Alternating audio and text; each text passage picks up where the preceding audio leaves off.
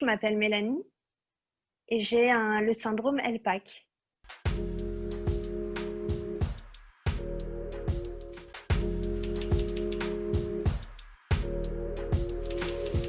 C'est une maladie génétique rare qui touche principalement le foie, puisque c'est un taux de phospholipides trop bas dans la bile. Et du coup, nous fabriquons des calculs composés de cholestérol qu'on retrouve dans la vésicule biliaire ou dans le système hépatique. Donc le pancréas, le foie.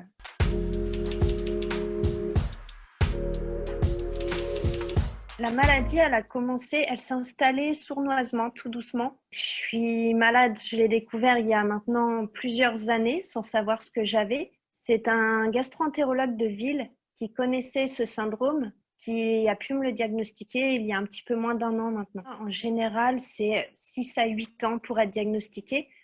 Au départ, ça a commencé effectivement à la fin de l'adolescence. J'avais quelques petits soucis digestifs, mais qui ne m'empêchaient pas de vivre normalement, donc je ne me suis pas attardée dessus. Avec les années, ça s'est un petit peu compliqué. Je commençais à avoir des nausées qui venaient spontanément, qui étaient assez fortes, mais qui repartaient aussi vite qu'elles étaient venues. Quelques petits soucis intestinaux. C'était très changeant dans un sens puis dans un autre.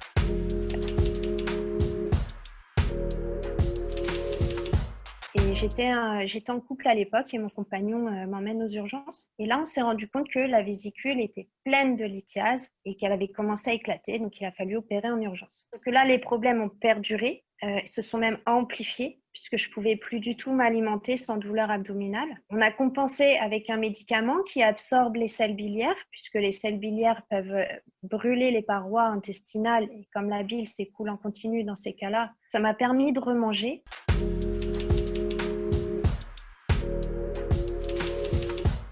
J'ai eu de plus en plus de symptômes. Mon estomac maintenant vidange très mal, donc on n'est pas très à l'aise.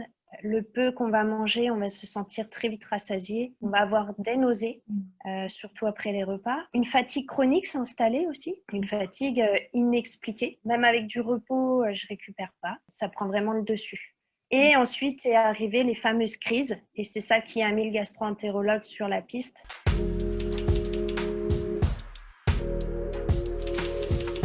C'est des crises qui arrivent 1 heure à 4 heures après les repas et qui peuvent durer 4 heures. Donc, c'est des crises qui sont très semblables à des contractions de femmes enceintes.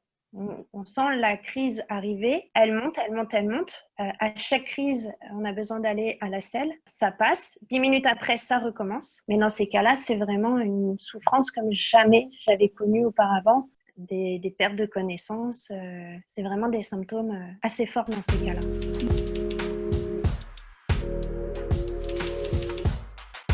Il y a des moments où vraiment on n'y arrive plus. On est même obligé de dormir en journée. On n'arrive plus. Moi, je sais que j'ai beaucoup de mal même à sortir, à pouvoir aller faire une course. Notre vie, nos journées, toutes nos journées de l'année sont rythmées par les caprices de notre corps, des choses qu'on ne peut pas savoir à l'avance.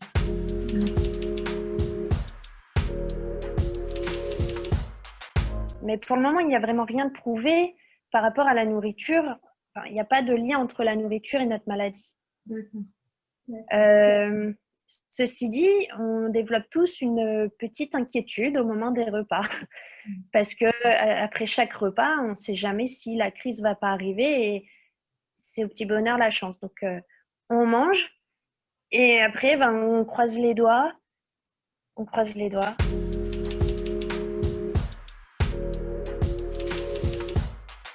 C'est vrai qu'on s'est rendu compte qu'il y avait des choses à éviter pour éviter de déclencher des crises ou qu'elles soient trop importantes. Par exemple, éviter le jeûne ou même tout simplement le fait de manger un petit peu plus tard, un soir ou un midi. On est beaucoup à avoir fait une éviction totale des graisses.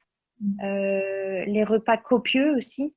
Les repas trop copieux, en général, ça peut déclencher des crises aussi. Je vais manger très peu, mais plusieurs fois dans la journée. Après, malheureusement, au moment des douleurs, il n'y a pas grand-chose à faire. Il n'y a pas de médicaments assez forts.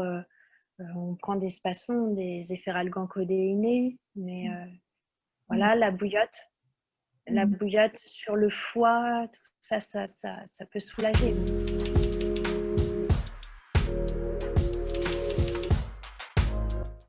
voilà, je pense aux gens qui sont passés par là, encore une fois. J'aimerais tellement qu'ils mettent pas 8 ans avant de savoir ce qu'ils ont. Ouais, je crois que c'est ça qui me motive le plus.